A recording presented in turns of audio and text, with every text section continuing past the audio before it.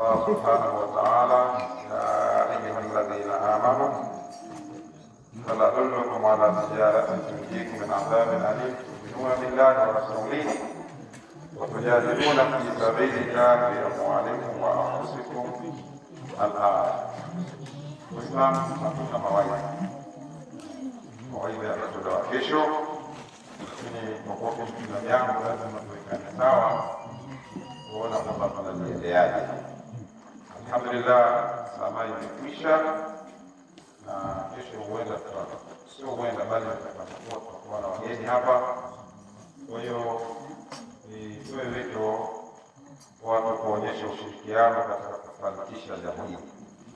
Jambo hili ni la kwetu sisi sote, wana Magodi wote wana Rashadi. Kwa hiyo kila mtu anatakiwa kesho mapema asubuhi kufika viwanja hivi kwa ajili ya kuweka vitu sawa.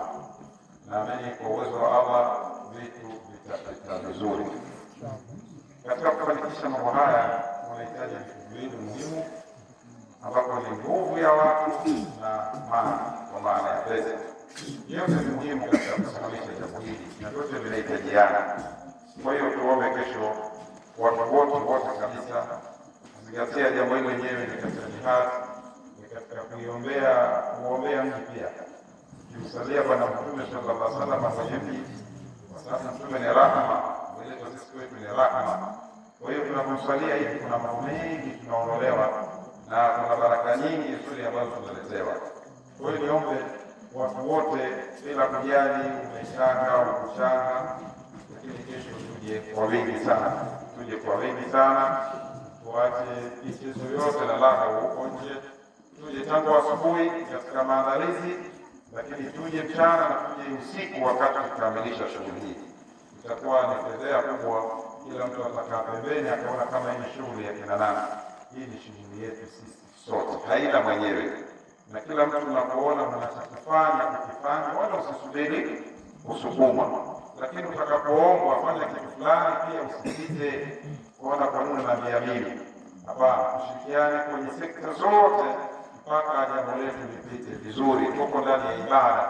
Haya nilisoma hiyo ambapo Mwenyezi Mungu alituuliza katika istifhamu ile, lakini kwa ajili ya kuthibitisha ya kwamba siwajulisheni ni adhabu ambayo itaokoa na adhabu iumizayo. Adhabu yenyewe kwanza ni kumwamini Allah na mtume wake, lakini kuipambania dini, kuipigania jihadi dini kwa mali zenu na kwa nafsi zenu. Kusimamisha jambo kama hili pia ni miongoni mwa jihadi. Kwa hiyo tuombe sana kesho tujitaje kutoka kwa wingi. Atashindwa kutoa kwa jua hali sio sawa na kipindi hiki ni kigumu. Sidhani kama mtu ameshindwa kutoa kwa makusudi, unajua ndio kwa kukosa, ambaye labda mwenyewe anaona yeye hayafai haya. Lakini kwa wale wenzetu ambao miaka yote tushirikiana nao, lakini mwaka huu ameshindwa kutokana na hali, wala asione aibu wala hata sema chochote. Tunahitaji pia mchango wa nguvu zako, mchango hata kutandika mausati, hata kuandaa chakula, hata kuwanisha watu mikono. Yote ni mchango ambayo inahitajika katika kufanikisha jambo hili. Kwa hiyo tuwamezane tuliokuja, tuwambe wenzetu ambao hawakuja, watu wote wajitokeze kwa wingi katika kulifanikisha jambo hili. Basi kwa machache haya nataka niseme ratiba zitaendelea kesho asubuhi. Ratiba nazo mwalimu nafikiri tutakuwa ni mchana, na ngoja ni mchana sana, tutakuwa na michezo ile ya watoto mchana, na saa 10 jioni tutakwenda kwenye zafa, na baada ya hapo usiku baada ya isha mubashara sana, yani baada ya isha tutaanza madhara yetu. Kwa hiyo tujipanga vizuri, mambo yote yakaenda sawa na kisha kwamba jambo letu litapita vizuri.